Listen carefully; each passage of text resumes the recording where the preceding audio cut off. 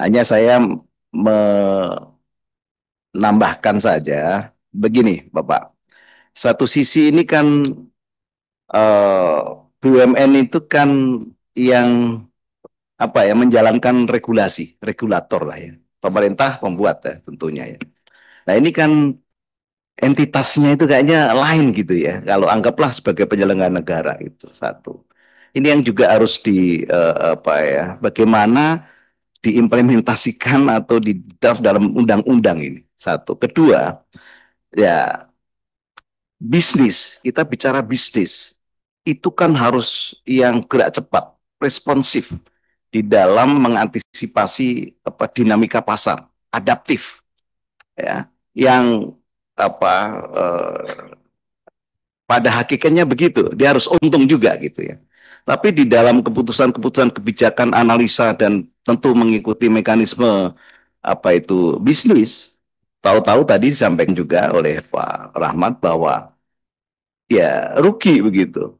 Ini kasus terjadi ini saya pikir yang apa salah satu direktur ya di apa BUMN kebijakan saat itu menguntungkan, tidak tahunya berapa apa saat kemudian tidak, tapi sekarang untung itu kebijakan itu menguntungkan bagi korporasi.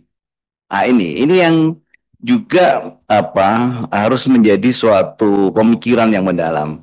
Karena yang kita hadapin ini kan tidak hanya di BUMN, ini kan ada aparat juga ini, aparat-aparat ya penegak hukum. Ini kan juga tidak malaikat lah kurang lebih itu. Pasti ada juga yang berpikiran kalau memang bisa dipersulit, mengapa dipermudah. Nah itu masih melekat itu, masih ada begitu. Jadi berbeda memutuskan suatu barang ya, padahal kualitasnya apa bagus begitu, harganya lebih mahal dikit, terus ditemukan ada barang yang sama harganya lebih apa murah,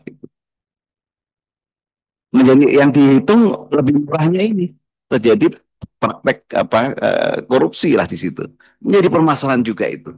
Ini yang kita hadapin di apa ya, yang bagaimana juga nanti para apa itu organ daripada BUMN ini yang menyelenggarakan regulasi itu juga diberikan suatu apa itu ya bukan privilege ya, tapi ada ruang untuk itu gitu, untuk supaya dikit-dikit temuan hukum, dikit-dikit hukum, hukum kok dikit-dikit begitu.